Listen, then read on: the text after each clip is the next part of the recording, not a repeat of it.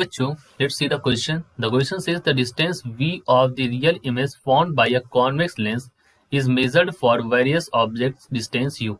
A graph is plotted between v and u. Which one of the following graphs is correct? इनमें से कौन सा graph आपका सही है? चलिए इसके बारे में बात करते हैं। इस क्वेश्चन को हल करने के लिए जो हमारा यहाँ पर की कॉन्सेप्ट यूज होगा, दैट की कॉन्सेप्ट इज, हम यहाँ पर यूज करेंगे द लेंस फॉर्मूला।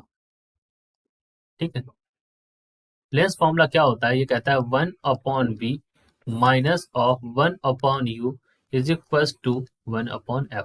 ठीक है, तो अब ये हमारा लेंस फॉर्मूला है। यहाँ पर देखिए, इसी लेंस फॉर्मूले में हम वैल्यूज रखेंगे और चेक करेंगे ग्राफ को। अगर हम यहाँ पर रख के देखें, हमें क्यों उन्होंने कहा है कि ऑब्जेक्ट डिस्टेंस जो है वो u है। ठीक, तो यहाँ पर अगर मैं u की वैल्यू क्या करूं, इन्फिनाइट रख दूं, u की वैल्यू क्या रख दूं, इन्फिनाइट रख दूं, तो यहाँ पर क्या बन जाएगा? तो ये जो फॉर्मूला है यहाँ पर इसमें चेंज हो जाएगा और आपको मिलेगा v इज इक्वल टू क्या मिल जाएगा, f के बराबर मिल जाएगा। क्यों ऐसा होगा? बिकॉज 1/इंफिनिटी जो होता है दैट इज 0, तो ये v u वाला टर्म 0 हो जाएगा और v बराबर f आपको मिल जाएगा। तो एक तो ये चीज है कि जब u की वैल्यू बहुत ज्यादा आगे बढ़ती चली जाएगी, इन्फिनाइट तरफ जाएगी, यानी कि टेंडिंग टू इन्फिनिटी वाला केस आ जाएगा, तब वहां पर v और f की वैल्यू जो है वो लगभग आपको इस तरह से सेम मिलेगी। तो एक तो ये केस हो गया, इससे भी आप समझ सकते हैं। दूसरा केस आप ये रख के चेक कर सकते हैं कि अगर हमारा u की वैल्यू क्या हो जाए, f के बराबर हो जाए, तब उस केस में अगर आप देखें तो u की वैल्यू अगर आप f के बराबर रख दें तो 0 हो जाएगा, मतलब 1/0 की कंडीशन आ जाएगी। 1/0 की कंडीशन यानी कि यहाँ पर क्या हो जाएगा, v की वैल्यू यहाँ पर क्या हो जाएगी, that is equal to infinity. ठीक, तब हमारा v इन्फिनिटी करेगा। तो दोनों ही केस में अगर आप देखें तो यहाँ पर क्या है, एक बार v जो है इन्फिनिटी टेंड कर रहा है, एक बार u इन्फिनिटी टेंड कर रहा है।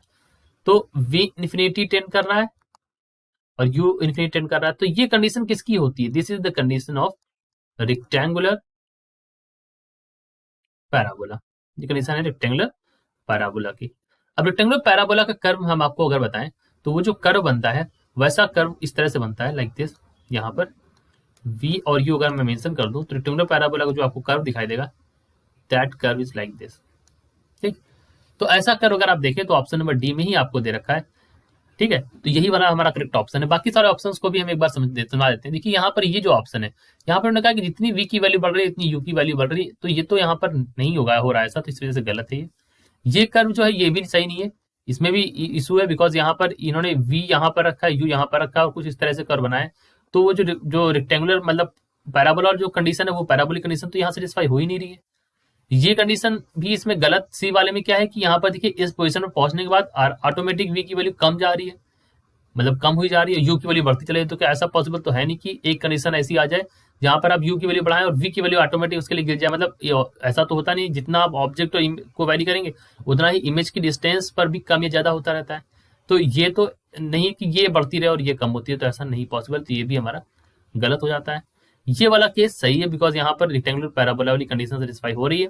तो अगर आप v की वैल्यू इधर देखिए तो यहाँ पर u की वैल्यू भी इस तरफ बढ़ रही है। ठीक है, और इस समय इन्फिनिटी जा रही है तो ये वाली भी इन्फिनिटी की तरफ टेंड कर रही है।